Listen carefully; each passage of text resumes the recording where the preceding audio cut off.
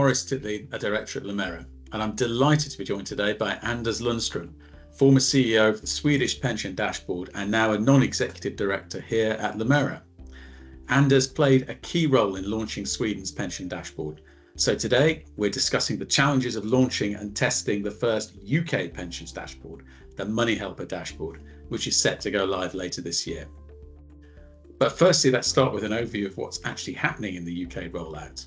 From April 2025, pension schemes will begin connecting their data, and by the end of November, around 1,000 schemes and providers with all different types of benefits will be onboarded. That means almost 99% of UK pension entitlements should be accessible through the dashboard. So the government dashboard itself is being developed to display this data and is likely to launch in the middle of 2025, and it will then enter a critical phase of user testing and feedback. And this phase is where real people will log in, search for their pensions, and by November should be able to see and find almost everything they've ever had. So that's a huge volume of output and a huge amount of feedback to process. So Anders, looking back at Sweden's experience, how did your rollout compare with ours? How many schemes were involved and how long did it take to reach that full coverage level? Well, Maurice, compared to the UK, we had quite a different approach.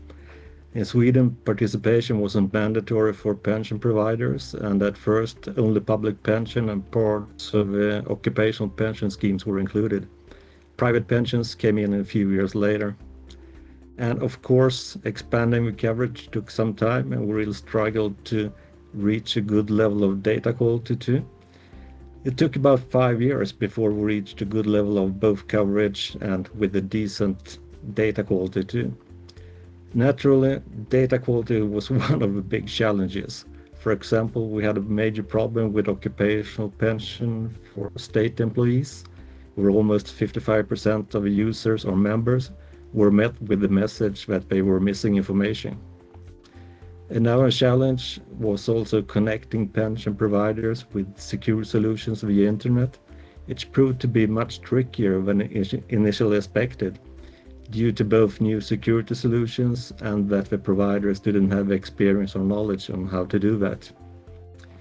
But all these problems made us step up as a team and be much more creative in our work. Our approach of involving pension providers in the dashboard development process proved to be a success, as it not only motivated the providers, but we could also refine the dashboard based on their needs. Despite this, our step-by-step approach of onboarding providers and data also reduced the risk, as it gave us more time to adapt, refine, and also improve the dashboard as we went along. That's absolutely fascinating. And I think a step-by-step approach to onboarding pension provider data and refining the dashboard that displays that data is very different to the proposed plans that we have here. I mean, Anders, when you look at the UK's approach, what do you see as the biggest challenges? Well, the scale of a UK project is enormous. You're onboarding a huge number of pension providers relative to Sweden, and I think that one major challenge is the lack of technical infrastructure. There is no universal digital ID like our electronic bank ID. That makes matching pensions to individuals much more complex. And as I mentioned earlier, data quality is a concern, and also having a good performance and response times through all the different service layers, and also get it with a good user experience. Then there's the issue of user expectations too. Our experience in Sweden taught us that the first version of the dashboard includes a steep learning curve for everyone involved. In the UK, I suspect that users might expect a fully polished product, but the reality is that the first version will just be the beginning. It's crucial to manage the narrative, working with the media to explain that this is an evolving journey. Another key challenge is making improvements once providers are all connected. Once you have onboarded everyone, making big changes later on will be very difficult for you.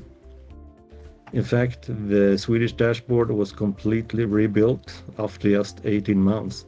We scrapped about 95% of original source code, not because of technical failures, but because of what we learned from users and providers. That's an eye-opening point, Anders, and it shows this project is much more than just data supply. It's also down to user experience and the need to evolve based on real-world feedback. I mean, it's clear that one of the keys to the UK's success is going to be from learning from global examples like Sweden's and applying those lessons in a way that fits our UK pensions landscape. Organisations like PASA are doing great work to aid the UK dashboard's rollout through promoting consistency in data provision across different scheme types. And at Lumera, we're also here to help, whether that's through our Pension Fusion service to connect schemes to dashboards, or simply reviewing how you or your administrator plan to supply pensions data. So if you'd like to discuss how we can support your dashboard journey, please do get in touch. And thank you for watching.